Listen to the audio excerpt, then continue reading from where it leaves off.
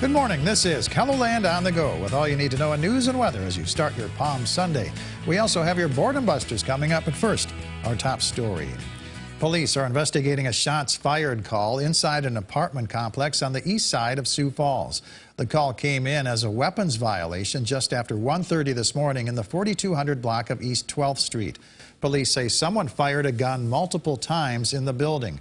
Police say no one was seriously hurt, and at this time, no one has been arrested. We expect to learn more about the incident during Monday morning's briefing by Sioux Falls Police, which will be live streaming here on KELOLAND.com. Drop boxes will no longer be an option for many KELOLAND voters after Tuesday's city elections in Sioux Falls. Both Minnehaha and Lincoln counties have announced that after Tuesday, voters will not be able to use absentee ballot drop boxes for the rest of the year. That means drop-off boxes won't be available in the Sioux Falls area for the June 7th primary elections. Governor Kristi Noem tweeted her support for eliminating the drop boxes. Lincoln County Commissioner Joe Aaron said in a video statement, "We do not want to make it harder to vote. We want to make it harder to cheat." The counties used drop boxes during the 2020 election as a socially distant and convenient method for voters to cast their absentee ballots during the pandemic. Some people raised concerns, however, over how secure those drop boxes were in protecting ballots. But the two Minnehaha County drop boxes were empty daily during the 2020 elections, as well as being lit overnight, and were within range of a security camera. You can read more about the elimination of the drop boxes on our Capitol News Bureau page, where we have a statement from Aaron's further explaining the decision. Meanwhile, the Minnehaha County's auditor's office was open Saturday morning for people to vote absentee ahead of Tuesday's election. You can vote absentee again on Monday on the second floor of the county administration building. If you have an absentee ballot, do not bring it to your polling place. It has to be dropped off here at the Minnehaha County Administration Building. We work with the county auditor's office by contract, and they run our absentee voting for us. Sioux Falls voters will pick a mayor and 4 members of the city council on Tuesday.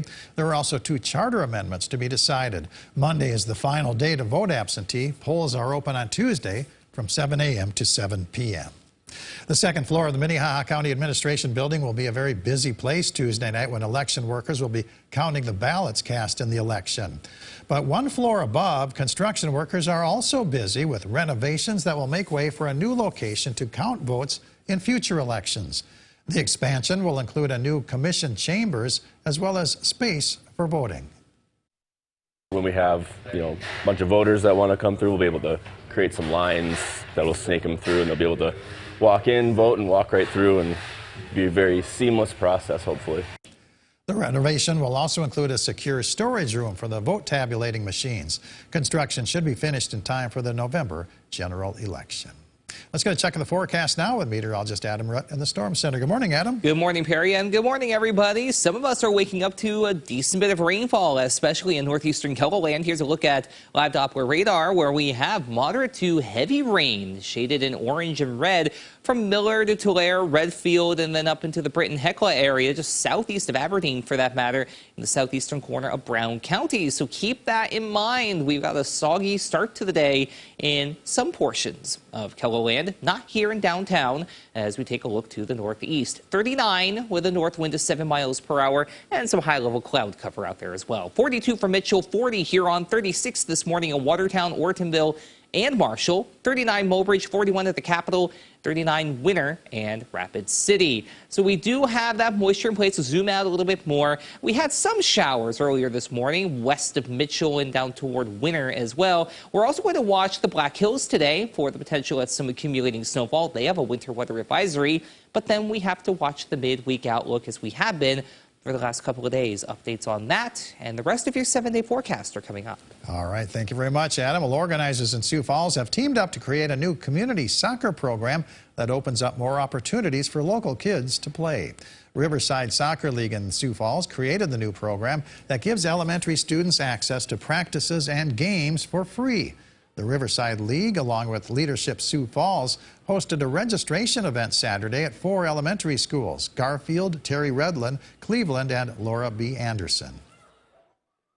Just a great way to build community. So we've organized a fun event here at Cleveland Elementary to build excitement for neighborhood soccer. The program will start for students on April 23rd. 250 kids have registered to play so far.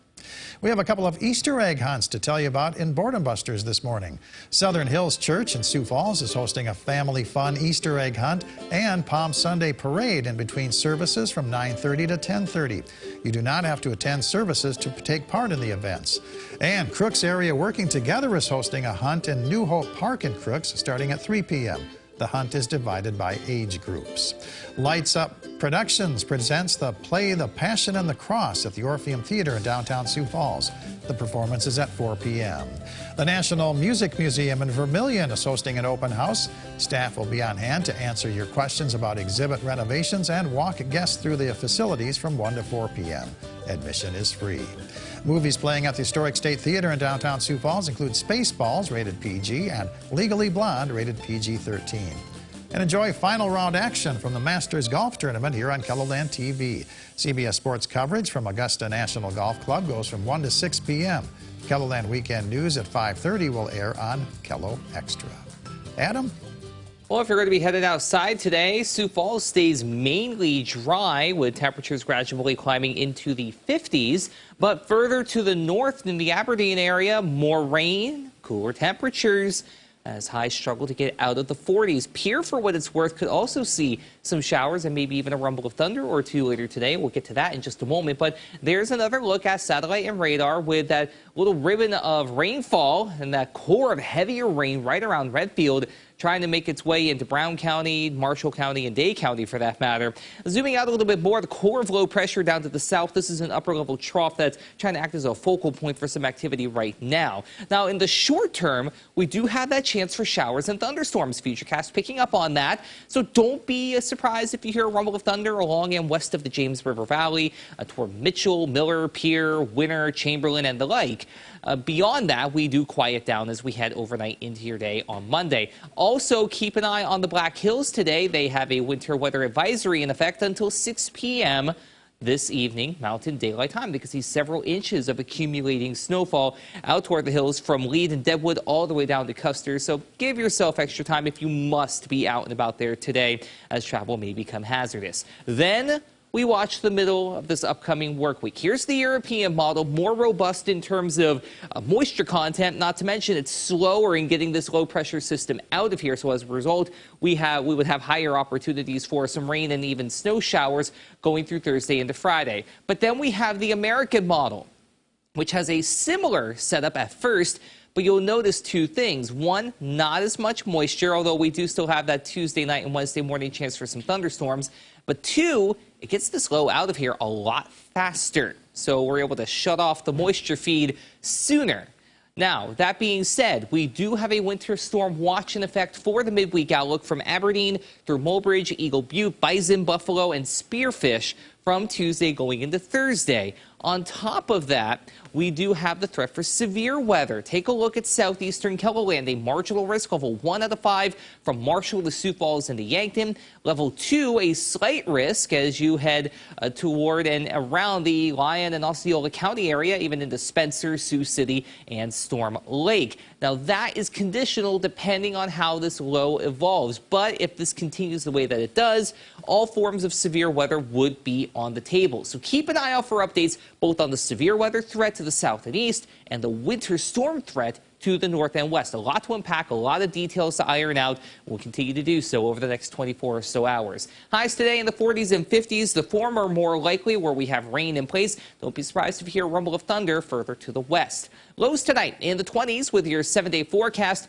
being quiet on Monday. Then things unravel Tuesday, Wednesday into Thursday with that storm system barreling through. By Easter weekend, we start off quiet. We may have to introduce the chance for a little bit of moisture Saturday evening toward Easter Sunday. But also of note, temperatures are going to be noticeably below average for this time of year.